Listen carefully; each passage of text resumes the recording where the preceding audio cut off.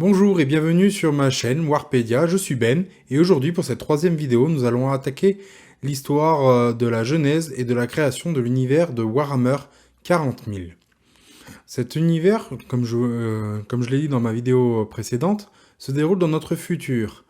Donc nous allons remonter l'histoire afin de découvrir comment tout a commencé. Donc comme notre univers, il a été créé par un Big Bang qui a permis de créer l'univers matériel, la galaxie, l'univers, les planètes, les soleils, les nébuleuses et tout ce qui est attrait au corps physique, où les lois de l'ordre naturel des choses existent. Cela a permis aussi de créer un univers parallèle qui s'appelle le Warp, qui est un univers immatériel où la notion d'espace, de temps et d'ordre n'existe pas. Il est l'antithèse absolue de l'univers matériel. Une apparition, il n'y a pas de date pour ça, première apparition d'une race pensante qui vont s'appeler les Cétanes. Ce sont des espèces de dieux des étoiles avec des pouvoirs divins qui vont commencer à sillonner la galaxie. Plus tard arrivera une autre race dont le seul nom retenu sont la race des anciens. Elle va être avancée technologiquement, avoir des pouvoirs psychiques, donc reliés directement au Warp, et va commencer à influencer l'univers en impliquant de la vie sur certains mondes, et qui va permettre la création de la vie comme les Aeldari ou les Krox, ancêtres des orques. Les anciens sont aussi connus pour leur grande maîtrise d'un univers qu'ils vont créer qui s'appelle la Toile. La Toile, c'est un univers qui se situe à l'interstice entre le Warp, l'univers immatériel, et la galaxie, donc l'univers matériel, et qui permet des déplacements extrêmement rapides à la race des anciens à travers la galaxie. D'autres races vont se développer au fur et à mesure dans cet univers, dont une race particulière, celle des Nécrontyres. Les Nécrontyres vont être un grand royaume et un grand empire galactique qui va coloniser plusieurs systèmes et ainsi fonder une des plus grandes puissances de leur époque. Les Nécrontyres sont aussi connus pour avoir des problèmes de mortalité dans leur race. Ils ne vivent pas très vieux et ont voulu accéder à ce don qu'ont les anciens de pouvoir vivre éternellement et surtout au secret de la toile. Les anciens ont refusé, on ne sait pour quelle raison, une alliance avec les Nécrontyres ou de les aider, préférant aider les créatures qu'ils avaient mis en vie, comme les Aeldari ou les Krox.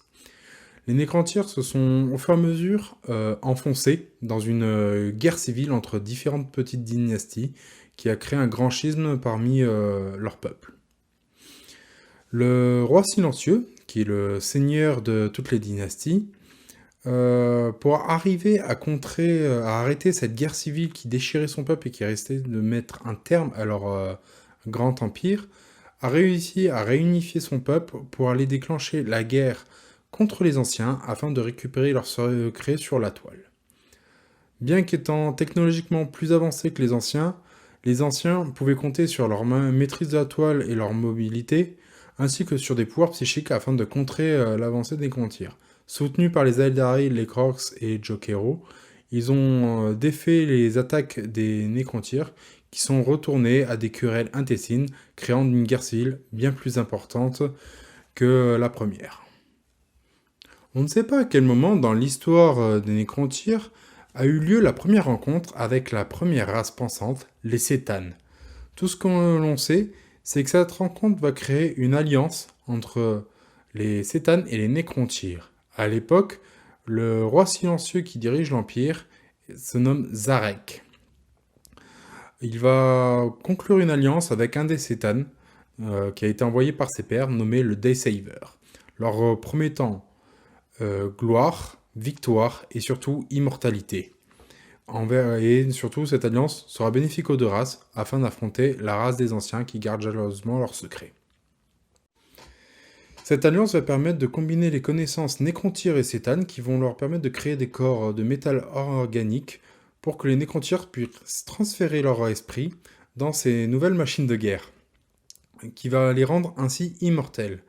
Tout le peuple va être transféré dans ces Nécrontyres. La race Nécrontyre mourra pour donner la nouvelle race des Nécrons. Zarek, en tant que roi silencieux, est le dirigeant suprême et absolu des Nécrontyr, et l'ordre hiérarchique est ainsi maintenu sur le contrôle du reste du peuple. Mais Zarek va sentir qu'il y a un problème dans son métal organique, il sent un manque, et il va finir par découvrir le secret des Cétanes, qui était de transférer l'esprit, certes, de toute la race dans des corps métalliques, mais pas leur âmes qui vont être dévorées par la race Cétane entière. Zarek ne fera rien, et continuera à servir ses nouveaux maîtres, afin de pouvoir gagner la guerre contre les anciens. On sait juste que la guerre céleste, comme elle se nommera, va démarrer 65 millions d'années avant Jésus-Christ, où l'alliance Cétane et Nécrontyr vont affronter les anciens. Cette guerre va être d'une rare violence car les Nécrons ont créé de nouvelles armes puissantes et alliés de pouvoirs divins des Cétanes vont peu à peu réduire les anciens à néant. Les anciens, ce qui va causer aussi leur perte, c'est que les remous de la violence et de la guerre vont créer des créatures dans le Warp qui vont les attaquer sur le plan psychique et les détruire. Les anciens étant acculés contre les Nécrons et les Cétanes dans le plan physique et contre ces nouvelles créatures du Warp dans le plan psychique, ils vont finir par, malgré le soutien des Krox, des Aeldari, ils vont finir par s'éteindre jusqu'au dernier, laissant ainsi seulement la toile et leur connaissance aux races qu'ils avaient pris sous leurs ailes. Une fois cette guerre terminée, les Cétanes, croyant être enfin victorieux, se retrouvent acculés car les Zarek retournent ses armes contre les Cétanes, les détruisant et les explosant en échardes, qu'on appellera plus tard des échardes Cétanes, ne pouvant être totalement détruits. Cela permet de conserver une partie de pouvoir de chaque Cétane, et surtout de les utiliser comme des armes. Bien sûr, les Aeldari étant une jeune race pourvue de pouvoirs psychiques comme leur créateur et maintenant héritant de la technologie de leur créateur, vont continuer à attaquer les Nécrons. Les Nécrons, plus de soutien des Cétanes réduits en esclavage, étant déjà affaiblis, Zarek décide de battre en retraite et de provoquer ce qu'on appellera le Grand Sommeil pour tout le peuple Nécron. Il annulera ainsi aussi son commandement absolu sur toute la race, laissant tous les Nécrons dormir dans des nécropoles le temps que la galaxie se remette de cette guerre qui fut violente et terrible, annihilant quand même deux races, les Cétanes ainsi que les Anciens. Lui-même restera éveillé ainsi que certains Nécrons de sa garde prétorienne pour surveiller les nécropoles. Lui disparaîtra à travers le vide intersidéral, cherchant on ne sait quoi. Les Anciens disparus et les Nécrons retournés partis pour un long sommeil, les Aeldari vont connaître une ascension fulgurante héritant de la grande technologie et de la maîtrise de la toile des Anciens. Cela va leur permettre de créer leur propre empire et leurs propres codes et lois. Les Krox, qui étaient une autre des races sous le joug des Anciens, va peu à peu, elle, décliner, disparaître, pour laisser la race qu'on connaît à l'heure actuelle, celle des Orques. Pendant ces millions d'années, les Aeldari vont continuer à développer leur galaxie, l'art, leur culture, et continuer malheureusement le conflit contre les Orques devenus plus stupides, plus brutaux et plus violents. Et nous allons faire un grand bond en avant dans le temps, où on se ramène à 500 000 ans avant la naissance du Christ. L'humanité commence à se développer peu à peu sur la Terre, qui se nommera Terra, et sans en avoir conscience, l'humain a une grande influence sur l'univers psychique qui est le Warp. Et une créature qu'on nommera démon beaucoup plus tard va faire son apparition. Il se nomme Drachnien et c'est un démon majeur né de la naissance des émotions du premier meurtre d'un humain envers un de ses congénères. De nouveau, nous allons faire un bond dans le temps, en 8700, où les premiers chamans primitifs vont faire leur apparition à travers l'humanité. Ces chamans vont peu à peu commencer à perdre le contrôle de le pouvoir à cause de possessions démoniaques et des créatures qui rôdent dans le Warp, bien qu'elles n'en sont pas bien encore conscientes. Tous les chamans vont finir par se réunir et essayer de trouver une solution à ce fléau qui risque de ravager toute leur espèce. Au final, en l'an 8000, on suppose que les chamans ont fait un grand rituel de sacrifice mourant tous et sera incarnant dans un seul personnage qui sera plus tard connu sous le nom de l'Empereur. Un être humain surpuissant psychiquement, physiquement, capable de pouvoir tenir face à ces créatures tapies dans l'ombre du Warp. L'humanité va ainsi continuer à suivre son cours, comme nous le enseignent les livres d'histoire, leur culture, leur développement. L'empereur aura une influence sur tout le cours de l'histoire de l'humanité, mais ne sera jamais mis en avant. Il va garder ses distances et influencer ainsi l'humanité pendant tout le premier millénaire. Le deuxième millénaire va être apparemment, l'humanité augmente dans sa violence, dans son espoir, dans son désespoir, dans ses désillusions, et son impact psychique reste de plus en plus important dans le Warp et va permettre la naissance, malheureusement, de 3 dieux du chaos. Korn, le dieu de la guerre et du sang, Nurgle, le dieu des maladies, de la peste et du désespoir, et Tzench, le dieu de la magie, du changement.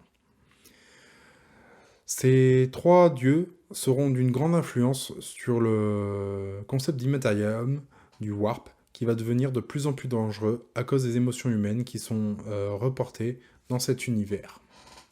Au 3e millénaire, la technologie humaine prend un assez grand essor pour que l'humain puisse se lancer dans la conquête spatiale et arrive à coloniser la Lune, Mars, ainsi que les lunes de plusieurs planètes du système solaire, dont celle de Jupiter et de Saturne.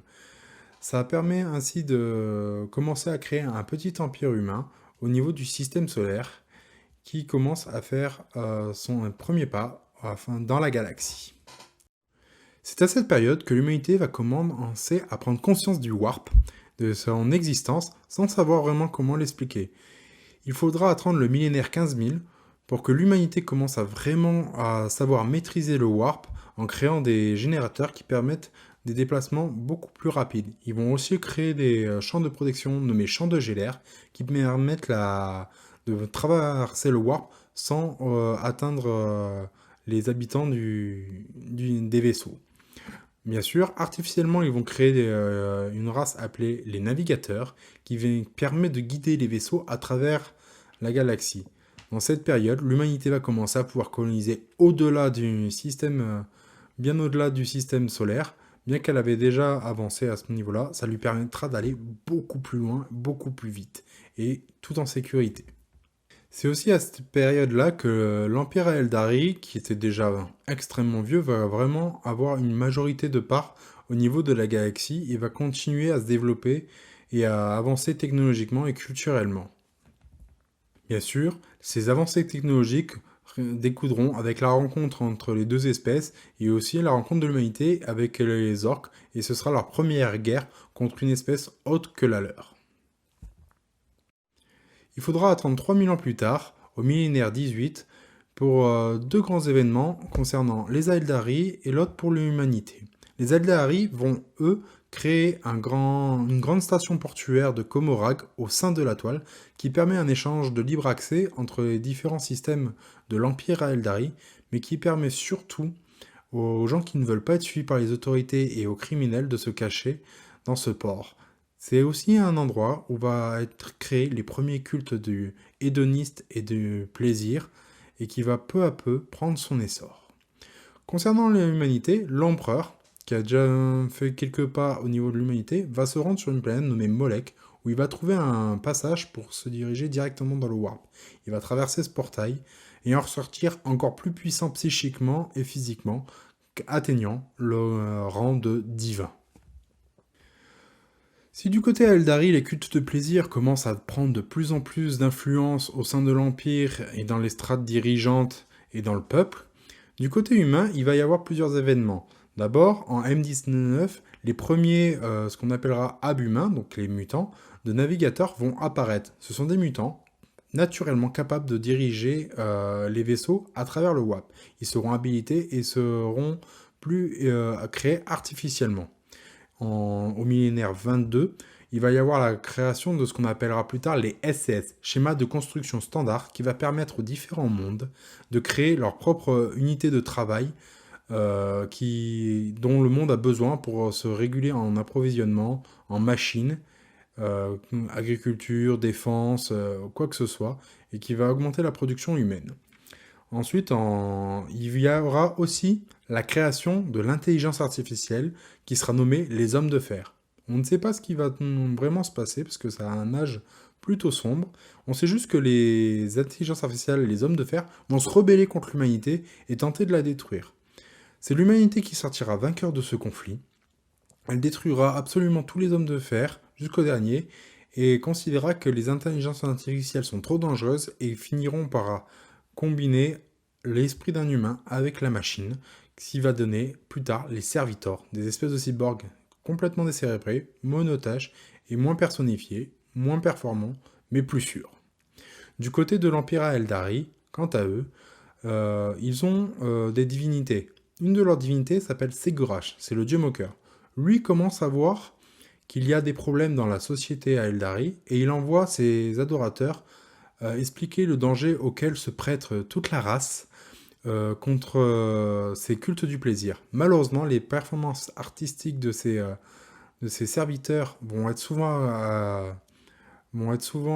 accueillies par violence et eux-mêmes vont devoir commencer à apprendre à se battre pour arriver à se défendre. Ils vont continuer jusqu'au millénaire 29 pour arriver à sauver un maximum de leur race et à faire passer le message. Bien que la majorité n'écoute pas, une partie des Eldar comprennent le message que essaie de leur faire passer leur dieu et commencent à s'inquiéter. Parce que plus ce culte de plaisir prend de l'impact, plus il y a un impact sur le warp et les dieux Eldari s'affaiblissent de plus en plus puisque les temples sont désertés au profit de ce culte. C'est au millénaire 25 que ce fameux culte va avoir de plus en plus d'influence parce que des remous warp commencent à se créer et la création d'un quatrième dieu commence à apparaître sombrement et subtilement au sein du warp.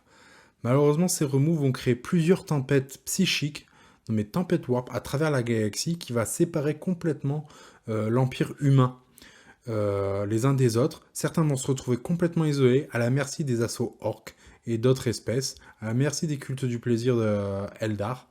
Terra va se retrouver complètement isolée, loin de ces colonies qui lui permettent de vivre et d'avoir des ressources.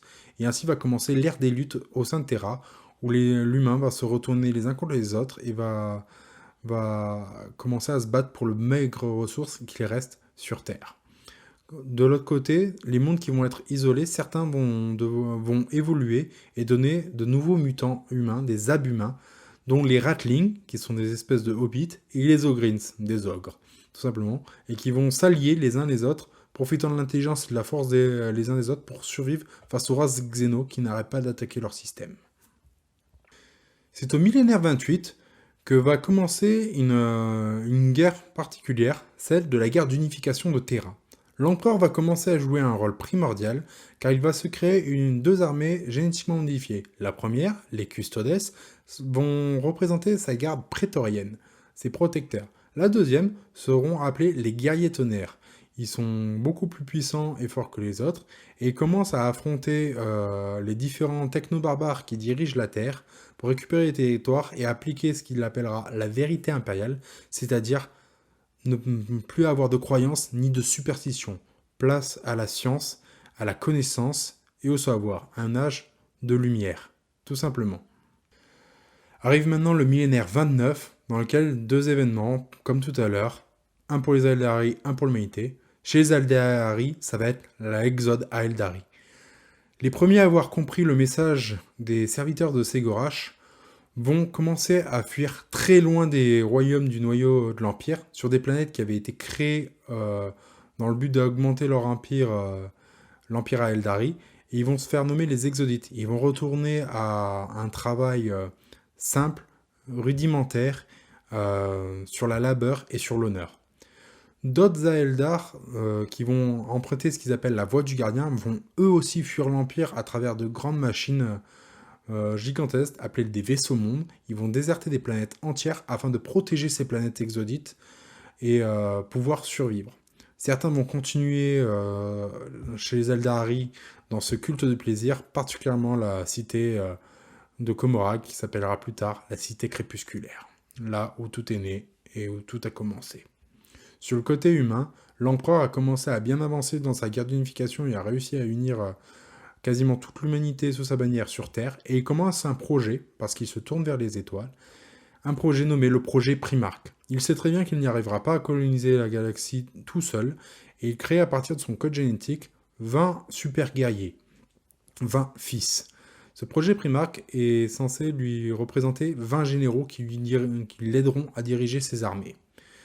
En millénaire 30, il va y avoir, pareil, les deux événements pour les deux races. Chez les Eldari, ça va être la chute définitive de leur empire, qui va tomber en désuétude.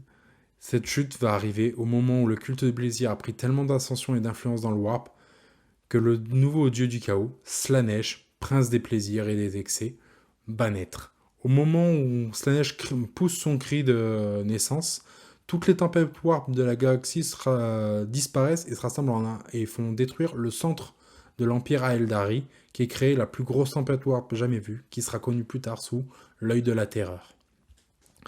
Les Eldari ayant réussi à fuir, comme les Exodites, les vaisseaux mondes, les serviteurs de Ségorash, n'ayant pas pu sauver plus de monde, mais savant au moins réussi à sauver certains, sont retournés dans la toile auprès de leur maître. Slaanesh, au moment de sa naissance, va tuer tous les dieux Aeldari, les uns après les autres. Ségorash s'est caché, il ne le trouve pas, et celui qui va l'affronter, Kain, dieu de la guerre et du meurtre, sera détruit en plusieurs milliers d'échardes qui vont aller toutes s'implanter dans des vaisseaux mondes et qui pourront représenter des incarnations de Kain que les Eldar vont utiliser sur le champ de bataille pour survivre. Du côté humain, l'empereur a bien avancé sur le projet Primarch, qui est tenu secret, protégé contre les forces du Warp, mais on ne sait pourquoi, le champ de Géler va tomber. Les forces du Warp, les dieux du chaos, voyant le potentiel des enfants, vont essayer de les détruire sans y arriver et vont séparer les Primarques à travers toute la galaxie. Certains en imposant une certaine marque, des mutations physiques, psychiques, en essayant de les amener dans leur joug. L'empereur a réussi à garder une partie du code génétique de chacun de ces Primarques et va créer un nouveau projet, le projet Légion Astartes. Les guerriers trônaires étant devenus inutiles, ils vont tous disparaître. Certains disent que c'est la Légion Custodes qui les a massacrés, mais aucune version vraiment officielle du nouvel empire humain qui est en train de se créer n'existe. Le projet Légion Astartes permet d'implanter une partie du génome de chacun des Primarques dans des humains normaux, afin d'en créer des super guerriers. Ces 20 légions nouvellement formées vont commencer à partir vers les étoiles, à la conquête de la galaxie, et réunifier l'humanité sous une seule bannière, celle de la vérité impériale, et ce qu'on nommera plus tard l'Imperium. La première planète que l'Imperium va conquérir sera Mars. Ils vont faire un traité avec Mars, en échange de leur technologie, car la technologie est devenue sacrée, et c'est Mars qui maîtrise toute cette art, pardon. En échange de cette technologie, l'Imperium va donner des navigateurs pour que les prêtres de Mars puissent voyager à travers le Warp. C'est une alliance qui va être mutuellement favorable et qui va permettre à l'Imperium de récupérer vaisseaux, équipements et armes, et au Mechanicus de pouvoir se développer à travers la galaxie et retrouver d'anciennes technologies perdues depuis des milliers d'années. L'Imperium commence à se développer et l'empereur retrouve son premier fils. Ce premier fils sera Horus Lupercal. Il lui redonnera le commandement de sa légion, et au fur et à mesure que ce qu'il appellera la Grande Croisade va évoluer, tous les Primarques seront retrouvés les uns après les autres et seront ramenés auprès de l'Imperium avec leur légion, et chacun partira conquérir une partie de la galaxie afin de recréer l'Imperium de l'humanité. Ce qui va mettre fin à cette grande croisade est une tragédie sans nom qui s'appelle l'Hérésie d'Horus. Beaucoup d'événements vont faire que Horus va finir par tomber sous le joug et l'influence des dieux du chaos et va se rebeller ouvertement contre son père. Il va entraîner dans sa chute la moitié de ses frères, la moitié la Bedetus Mechanicus et un tiers de la flotte impériale. Cet âge, qui devait être un âge d'or pour l'humanité, va se transformer en un âge complètement sombre de guerre civile et de mépris. Et il se finira par la défaite des forces rebelles d'Horus sur Terra au moment où Horus mourra. Tous les légions Astartes, les rebelles, vont s'enfuir vers la grande tempête warp nommée l'œil de la Terreur, qui leur servira de royaume mais aussi de prison, tandis que l'empereur lui a été grièvement blessé et sera transféré sur le trône d'or afin de continuer à psychiquement diriger l'humanité. L'humanité qui devait s'élever dans la science et dans la lumière sans superstition va peu à peu devenir l'inverse de ce qu'il devait être, c'est-à-dire l'empereur est devenu une divinité, il doit être vénéré. Les Space Marines, donc les légions Astartes, pardon, vont peu à peu être réduites à des effectifs moindres et l'humanité va tenter de survivre à travers cet univers qu'il ne connaît pas. On est à l'heure actuelle en M31. Les Primarques vont peu à peu disparaître les uns après les autres, soit à des accidents, soit personnes ont disparu tout simplement. Personne ne sait où ils sont. Certains sont en stase parce qu'ils ont été blessés et personne ne peut arrêter leur blessure avant qu'ils ne meurent. Certains vont être en martyrs. Les Primarques renégats sont devenus des princes démons ou sont morts. Et on va rentrer dans une ère de conflit absolu où l'humanité va tenter de survivre contre les hérétiques, les incursions démoniaques qui commencent à se faire de plus en plus à cause des remous de l'humanité dans le warp, les races xéno comme les Aeldari qui essayent de survivre, les Aeldari noirs des cultes du plaisir qui les pillent, les orques qui veulent que la guerre et qui détruisent tout ce qui ne leur ressemble pas. De nouvelles espèces vont apparaître comme les taux qui vont essayer de faire leur chemin dans la galaxie. Bien sûr, les Nécrons, qui jusque-là étaient endormis, vont peu à peu se réveiller les uns après les autres pour pouvoir rétablir leur empire comme avant. Et de nouvelles menaces vont arriver de l'autre côté de la galaxie, qui sont les Tyrannines, qui sont là que pour une chose, c'est dévorer absolument toute la vie sur toute la vie dans la galaxie. Ils ne viennent pas de cette galaxie, ils viennent d'une autre, où sûrement ils ont déjà tout dévoré. Voici l'histoire assez raccourcie sans trop rentrer dans les détails de Warhammer 40 000, de la Genèse jusqu'au jeu. Pour les prochaines vidéos, nous commencerons à attaquer les détails pour l'histoire de chacune des races, chacune des armées et ce qui fait un peu leur spécificité. Il y a beaucoup de choses à dire. N'hésitez pas à commenter, abonnez-vous, partagez la vidéo et si vous avez des questions, vous n'hésitez pas à me les poser, je serai ravi de vous répondre. Je vous souhaite une bonne soirée et à la prochaine. Au revoir.